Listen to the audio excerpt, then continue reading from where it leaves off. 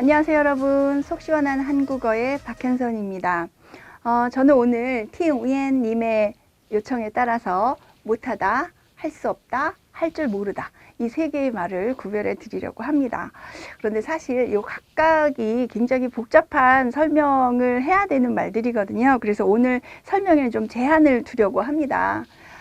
우선 못 뛰고 하다와 붙여 쓰는 못하다는 좀 구별해서 써야 하는데, 오늘 설명을 요청하신 내용은 띄어 쓰는 못하다예요. 그래서 우선 띄어 쓰는 못 뛰고 하다와 붙여 쓰는 못하다 이 두 개를 구별하는 설명을 제가 이미 업로드해 놨기 때문에 이 두 개의 구별이 좀 필요하신 분들은 속 시원한 한국어 못 뛰고 하다와 못하다 요거를 좀 봐주시고요. 오늘 설명은 띄어 쓰는 못하다에 제한해서 설명을 드립니다. 두 가지 혼동하시지 마시고 띄어 쓰는 못하다에 대한 설명이라는 거 기억해 주세요.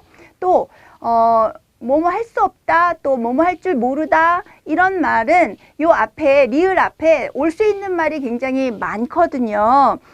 그런데 그 많은 것들을 모두 한꺼번에 설명하려고 하면 지금 설명이 복잡하고 이해도 어렵기 때문에 오늘은 하다와 함께 쓰는 경우, 할 수 없다, 할 줄 모르다 여기에 제한해서 설명을 드리는 거니까 모든 경우에 예를 들어서 속일 수 없다, 뭐 속일 줄 모르다, 속이다라는 말이 앞에 오는 경우라든가 이런 것들은 제외를 하고 설명을 드리는 거니까 그 점 감안하고 설명을 들어주시기 바랍니다. 자, 우선 못하다와 할 수 없다 이 두 개의 표현은 어떤 불가능한 상황 또는 그런 행동을 할 수 있는 능력이 없어요 또는 방법을 몰라요, 비슷한 말이죠. 이런 경우에 모두 사용할 수 있습니다. 하지만 할 줄 모르다라는 것은 불가능한 상황과 무관하게 능력이 없는 경우에만 사용을 합니다. 그래서 일단 이 두 가지와 할 줄 모르다를 구별했을 때 두 가지는 불가능한 상황에서도 사용하고 능력이 없는 경우에서도 사용하지만 할 줄 모르다는 것은 할 줄 모르다는 능력 없는 경우, 방법을 모르는 경우에만 사용을 한다. 이렇게 우선 기억을 해주시고, 또 못하다와 할 수 없다는 또 차이점이 있는데 그것은 문장 속에서 이 말들이 어떻게 사용되고 어떤 상황 속에서 사용되고 있는지 맥락을 파악하는 것이 중요합니다. 뒷부분에서 보충 설명해 드릴게요. 우선 두 가지의 표현과 할 줄 모르다가 이렇게 구별이 된다. 먼저 이해를 하시기 바랍니다. 이제 예문을 통해서 우리가 확인할 필요가 있겠죠. 못하다와 할 수 없다는 불가능한 상황, 능력 없음 모두 사용되지만 할 줄 모르다는 것은 불가능한 상황에서는 사용하지 못한다. 요거 기억하시면 돼요. 그래서 기타 연주를 못하다 이 얘기는 시간이 없어서 연주할 수가 없다라는 어떤 상황 또는 방법을 모르다. 요거는 상황이 안 된다. 요거는 내가 능력이 없다. 이런 말이 되는 거죠. 또 기타 연주를 할 수 없다. 이것도 할 수 없는 상황. 시간이 없어서 그런 상황이 안 돼요.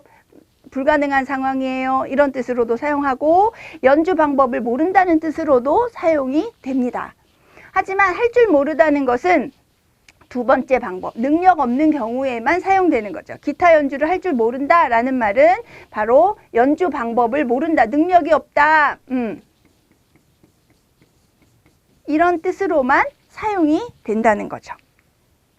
또 예를 하나 더 본다면 나는 밥을 못한다 이렇게 되면 시간이 없어서 라는 상황 때문에 불가능한 상황이에요. 밥할 수 있는 상황이 아니에요. 라는 뜻으로도 쓰이고요. 또는 방법을 모른다. 이런 뜻으로도 사용됩니다. 또 나는 밥을 할 수 없다. 라는 것은 시간이 없어서 라는 상황, 불가능한 상황 때문에 안 된다. 라는 뜻도 되고요. 또 밥 짓는 방법을 모른다. 능력이 없어요. 라는 뜻으로도 사용됩니다. 하지만 할 줄 모르다는 것은 방법을 모른다.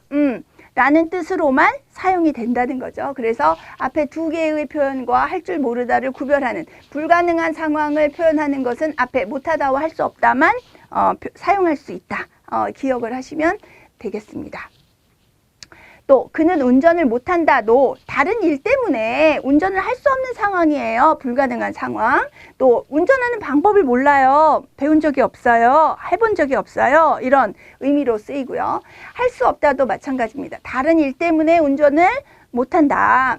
이런 뜻으로도 되고요. 또 운전하는 방법을 모른다라는 뜻으로도 사용이 됩니다. 그렇지만 할 줄 모르다, 그는 운전을 할 줄 모른다라는 얘기는 방법을 모른다, 능력 부족이다, 능력이 없다, 이런 뜻으로만 사용이 된다는 거죠. 그래서 이렇게 두 개의 표현은 불가능한 상황까지 표현할 수 있고, 할 줄 모른다는 것은 능력 없는 것만 표현할 수 있다라는 것을 기억하시고요.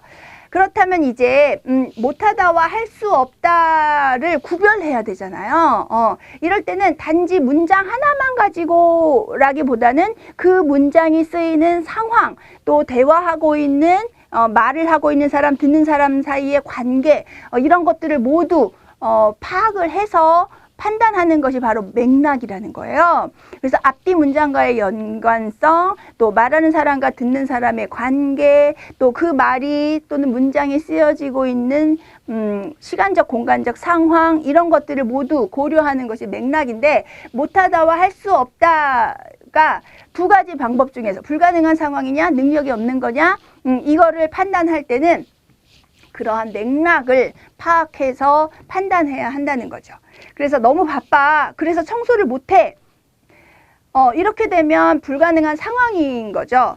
그래서 바쁘다는 이유가 있어서 그래서 못해 라고 얘기하게 되면 지금 상황이 안 되는 거예요. 이렇게 되는 거지만 한 번도 해본 적이 없어. 나는 경험이 없어요. 못해. 이 얘기는 능력이 없어요. 나는 방법을 몰라요. 라는 말이 되죠. 그래서 앞뒤 문장 관계들, 흐름, 이런 것들을 파악하는 게 바로 맥락이에요. 그 맥락을 봐야만 이것이 어떤 의미인지를 우리는 정확하게 이해할 수 있죠.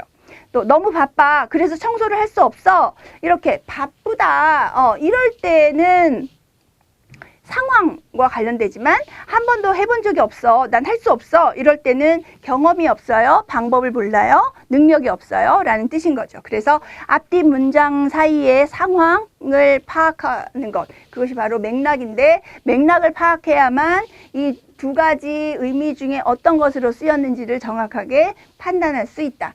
단지 청소를 못해, 이렇게만 하게 되면 의미가 두 가지로 모두 파악이 돼서 헷갈리게 되죠. 그래서 청소를 못해, 요것만, 청소를 할 수 없어, 요것만 가지고는 정확한 의미를 파악하기가 어렵다. 앞뒤 문장과의 관계, 또 말하는 사람과 듣는 사람의 관계, 이런 거 모두 파악해야만 그것이 상황, 불가능한 상황이구나, 아니면 능력이 없다는 말이구나, 이거를 판단할 수 있는 겁니다. 상황에 따라서 판단이 달라진다 라는 말씀이고요. 그래서 이제 세 개의 표현을 정리를 한번 해보자면, 못하다와 할 수 없다는 것은 불가능한 상황도 표현할 수 있고 능력이 없는 경우도 사용할 수 있지만, 할 줄 모르다라는 것은 능력이 없다라는 뜻으로만 쓰인다. 그리고 이 두 가지의 의미 중에 어떤 의미로 쓰였는지를 파악하기 위해서 우리는 그 문장의 맥락을 반드시 파악해서 이 뜻인지 판단할 수 있다. 이렇게 설명을 드릴 수가 있습니다. 자, 좀 정리가 되셨나요? 도움이 되셨다면 좋아요와 구독 버튼 꼭 눌러주시고요. 알림 버튼도 눌러주세요. 다음번에 또 여러분들을 찾아뵙도록 하겠습니다. 여러분 안녕.